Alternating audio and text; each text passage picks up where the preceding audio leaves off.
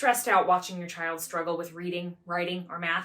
Just hate it that they seem to have to work so much harder than the other kids? Maybe it feels like you're losing your mind when dealing with the school system. You wonder, are they serious? The people who you are entrusting to help seem to want to do as little as possible. They say, more practice. But you know in your gut that that's not going to work. Does it feel like advocating for your child is a losing battle with resistance at every turn? And when your child is struggling in school, does it seem like it makes everyday things much more difficult? You know, things like getting a nutritious meal on the table, helping your child with their homework, which seems to take forever, by the way. And maybe, just maybe, finding time to do something fun with your family, just for once. Does all of that add up to a mountain of stress? Do you feel like you're carrying more stress than the typical mom? Well, it turns out, you're right. A study done in Mumbai found that mothers of children with dyslexia, dyscalculia, and dysgraphia or any other learning struggles carry far more stress than other parents. And it's not just minor stress. It leads to high levels of anxiety.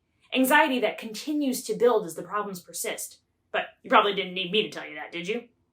I mean, we can probably file that under, duh, did we really need to do that study, right?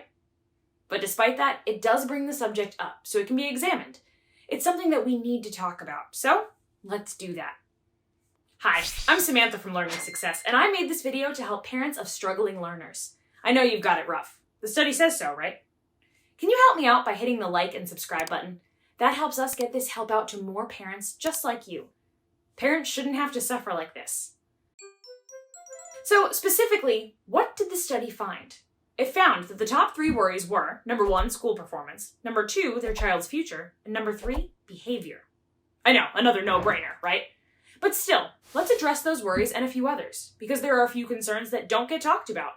Concerns that are even more important than the top 3.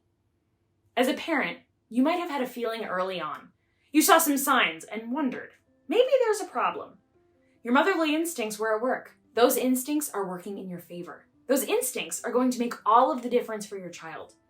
Instincts are important because parents notice a child struggling long before the school does. The school system won't notice until your child is far behind their peers. And that makes the problem so much worse. If something gets done early, when a parent notices, a child can recover quickly and even surpass their peers. If you wait for the school to help, your child will be far behind and will be playing catch-up for several years. Just plan on nothing but schoolwork for 2 years or more. It will take a lot of hard work. It will cause far more damage, and your child will have lost far more self-esteem and confidence. Can you imagine how bad your stress will be then? Waiting until your child has fallen behind is not the way to go at all. The earlier you can get started on a solution, the better. That's why we did a video on early signs of dyslexia. If you want to watch that after watching this video, the link is in the description. It might help you. But let's talk about your stress. That's super important to deal with too. Mothers tend to do everything for everyone else and unfortunately neglect themselves. Let's be honest, it doesn't help anyone. Managing your own stress levels is critical. Not just for you, but also for your child. Your child will pick up on your emotions and amplify them back to you. They will feel your stress no matter how well you think you're hiding it. But you know this, am I right? We all know that when we feel our worst, our children act out the most. Sure, we tell ourselves that we're hiding our emotions from them, but we can't. They're far more intuitive than we give them credit for. They know. They may not be able to voice it, but they feel it. You get stressed out, then they get more stressed out, then everything gets worse. Rinse and repeat. Remember, they can't learn when they're stressed. No one can.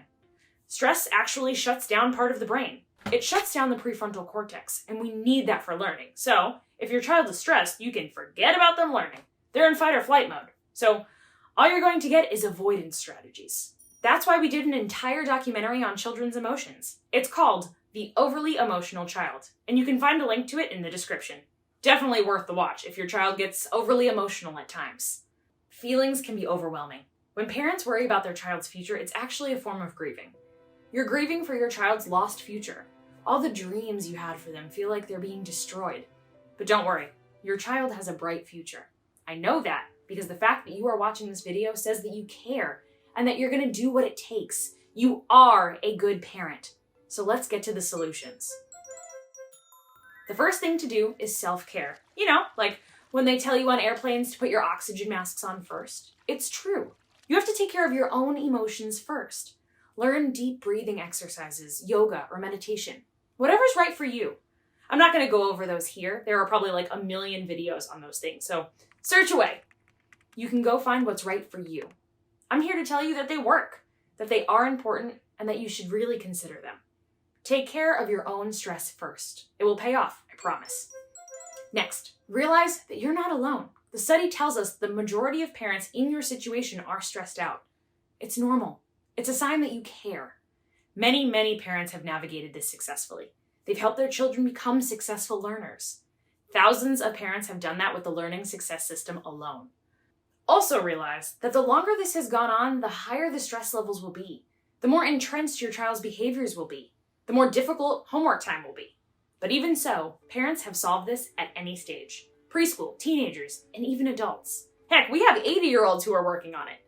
They didn't have the opportunity as kids, so they're doing it now. So wherever you are in this journey, just take a breath and know that there's a way out. You've got this. You might feel pretty close to the edge of insanity, but that's just because you're being a good parent. You're going to be fine. And so is your child.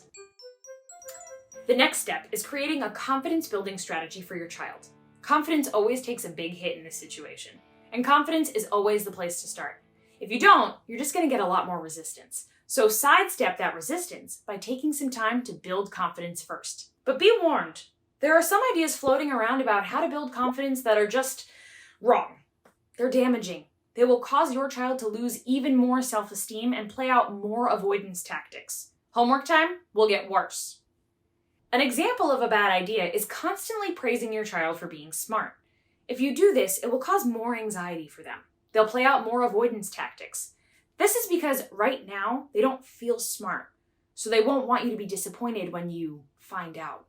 So they'll avoid any situations where you might find out, like homework or tests at school. Is your child already using avoidance tactics? Things like temper tantrums, headaches, tummy aches, or the ones that really get missed, being funny or cute. If you're seeing these behaviors, they might be avoidance tactics. What does work? Praising effort. Effort is something your child can control. Praising effort instead of outcome builds a growth mindset, and this is what you want your child to have. A growth mindset makes learning fun and easy.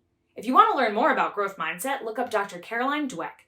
She did the research and wrote a book on it. It's called Mindset. I'll link it in the description. And yes, we definitely use those concepts in the learning success system.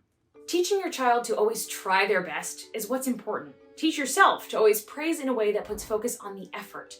If you do this, your child will develop grit. Grit gets us through those tough times, and there will always be tough times and difficult tasks. So it's best to teach your child to push through them now. Here's something else to consider.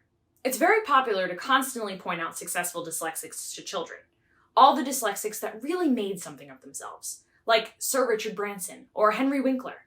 We're flooded with lists and videos and articles on this. And it can be helpful for some, but keep in mind that some children say this just makes them feel worse. So, use caution. You know your child, so use your judgment. Here's another confidence and learning tactic. It's called kaizen. Kaizen means small changes over time, and it is truly the only way to make lasting change happen. Use kaizen in all learning activities. You do this by building up small wins, and research tells us that it's not size that matters. When it comes to wins, that is. It's the number. Lots of small wins builds up confidence. More wins, more confidence. Even if they are tiny, build small wins by breaking learning projects down into smaller chunks. Then celebrate each little win. This kaizen methodology builds confidence, self-esteem, and grit in children. I'll put a link to more information on confidence building in the description. Building confidence is so important. Without confidence, your child just won't want to tackle challenges. And without the will to tackle challenges, they can't learn new things. Then they'll lose even more confidence. Things will get worse. So, building confidence is first priority. Lack of confidence causes stress. When a child becomes stressed out, they simply cannot learn. Their emotions are in control. They can't think well. We all know how that feels, right?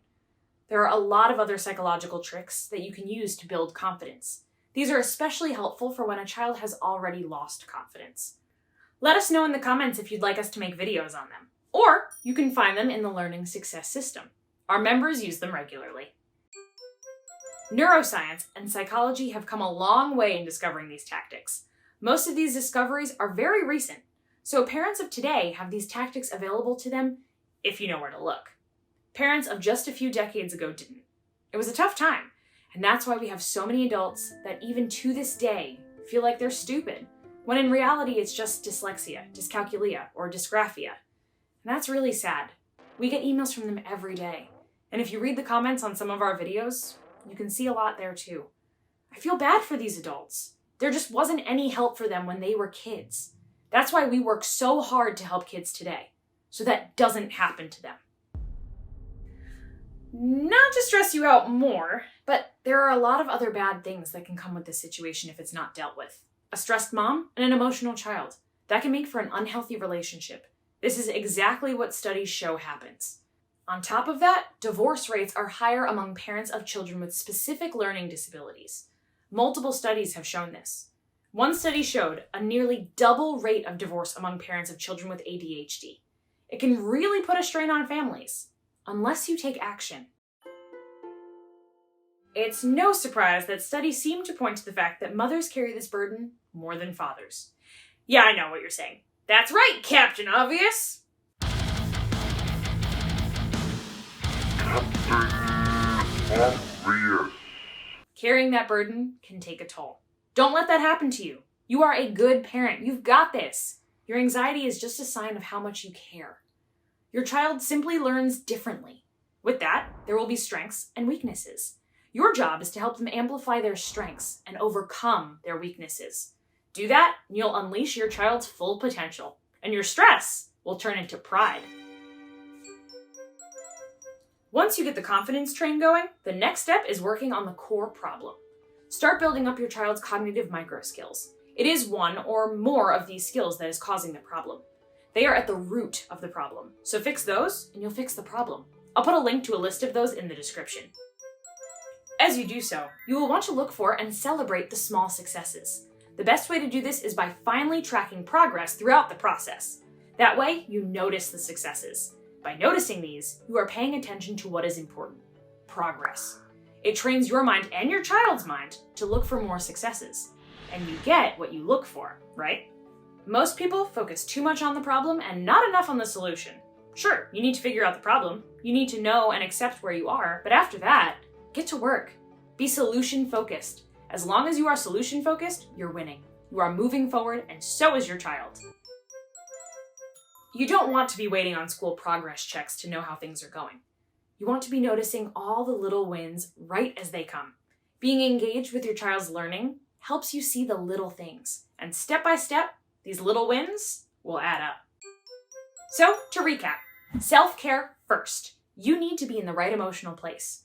You become the emotional leader, and your child will follow. Work on your child's confidence. A confident child can do anything. Break learning into small enough chunks that your child can constantly enjoy small wins. The more complex the task, the more it should be broken down. This builds confidence, self-esteem, a love of learning, and grit. Build up your child's cognitive micro skills. These are the root of the problem. You can do it. With the right tools in your hands, your child will surpass the academic skills expected of them. They'll surpass their peers. When your child develops their strengths, they will be unstoppable, no matter what the obstacle. Embrace their brilliance, and you will unleash their potential. If you want those tools packaged up in a nice, easy format, you can get them in the Learning Success System. And right now, you can try it out for free. Just click the link in the description for a free trial, and I'll see you in the members area. I hope this video has helped you.